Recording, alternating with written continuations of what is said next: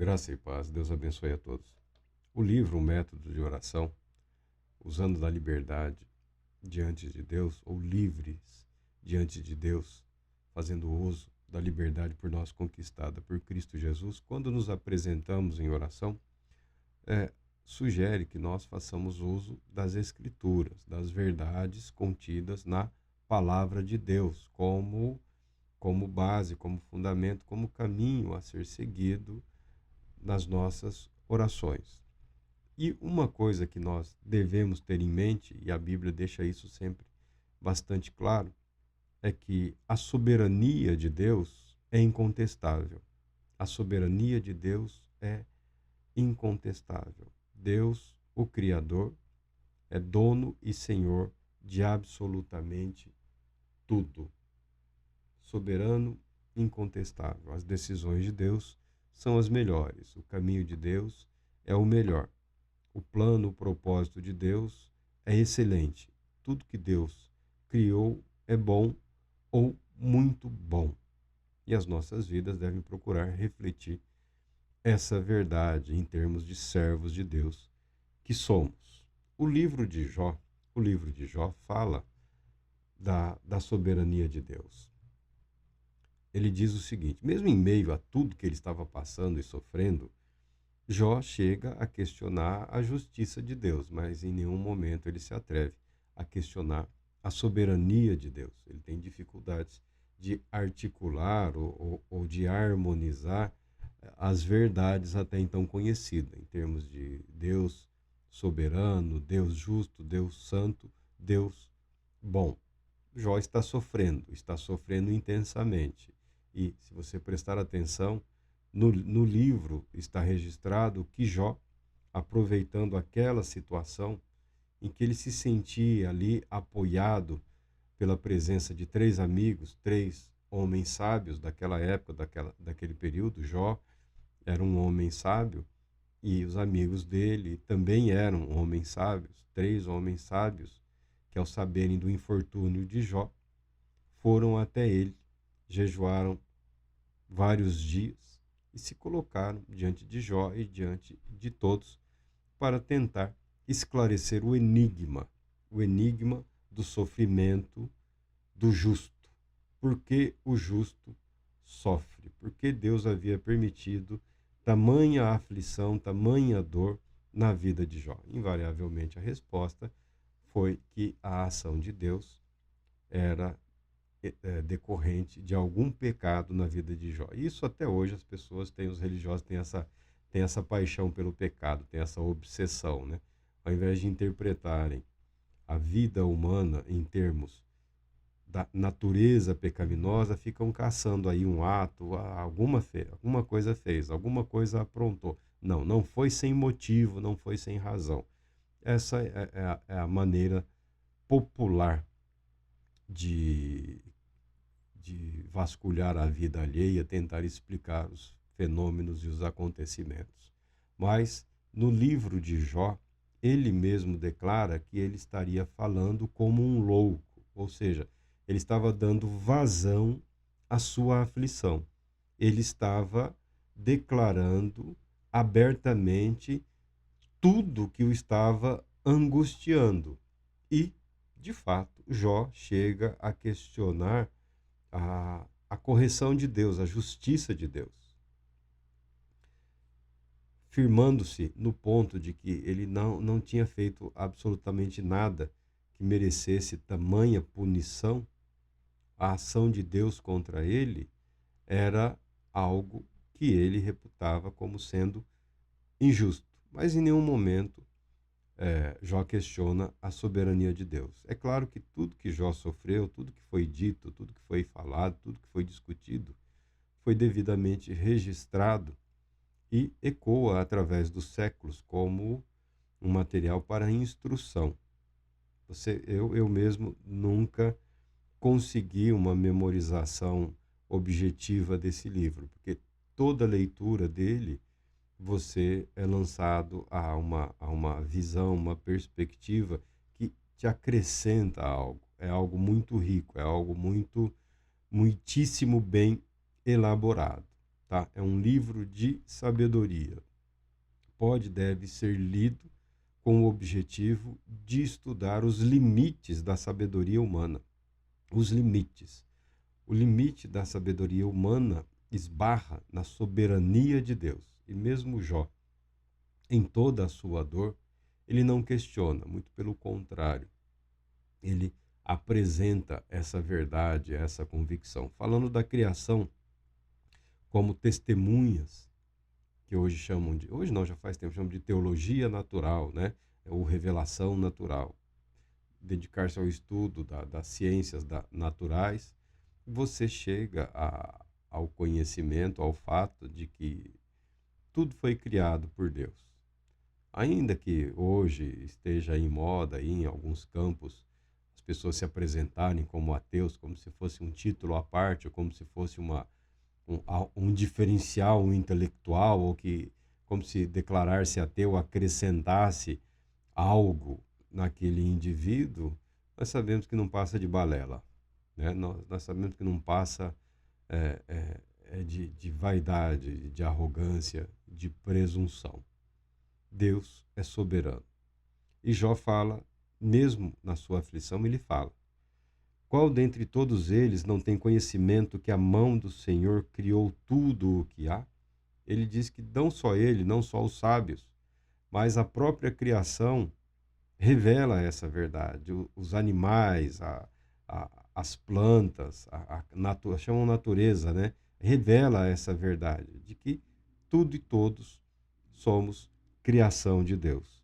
Na sua mão, ou seja, na mão de Deus, repousa a vida de todo ser vivo e o espírito de todo o gênero humano. Ora, o autor da vida, ele é o sustentador da vida. Há em Deus vida suficiente para sustentar todo o universo por toda a eternidade. É isso que Jó está falando. E ele continua dizendo aqui: mas Deus, de fato, possui toda sabedoria e poder. A ele pertencem o conselho e o entendimento. A Deus pertencem a força e o saber. Tanto o enganado quanto o enganador a ele pertence. Ele dispensa os conselheiros e faz os juízes de tolos. Liberta-nos das algemas postas pelos reis e lhes amarra uma corda à cintura. Despoja os sacerdotes, abate e humilha os homens que se acham em posições indestrutíveis. Silencia os lábios dos conselheiros de confiança e retira a sabedoria dos anciãos. Esclarece mistérios profundos das trevas e traz à luz as mais densas sombras. Brinda as nações com grandeza e as destrói em um momento. Faz crescer os impérios e as nações e os dispersa. Jó está falando do agir soberano de Deus. Deus, o Criador, Senhor de todas as coisas e de tudo o que há. E Deus soberano sobre toda a sua criação. E ele fala aqui da humanidade. E ele faz aqui um breve tratado sobre a história da humanidade até aqueles períodos. Povos, nações, civilizações inteiras que, pela graça de Deus, alcançaram o seu auge e o seu poder e, pela mão de Deus, desapareceram. A história da humanidade está repleta de civilizações apaixonantes e civilizações que os historiadores e arqueólogos gostam de dizer, né, que eram avançados para o seu tempo ou avançados para os seus dias, simplesmente desapareceram, que deram em nada. Deus permitiu-lhes a grandeza e depois fez com que desaparecessem. Deus é Senhor, Deus é soberano, Deus está no controle de tudo e de todos e governa o universo de acordo com a sua sabedoria. Ninguém tem o método, ninguém tem o manual, tá bom? Ninguém tem o manual.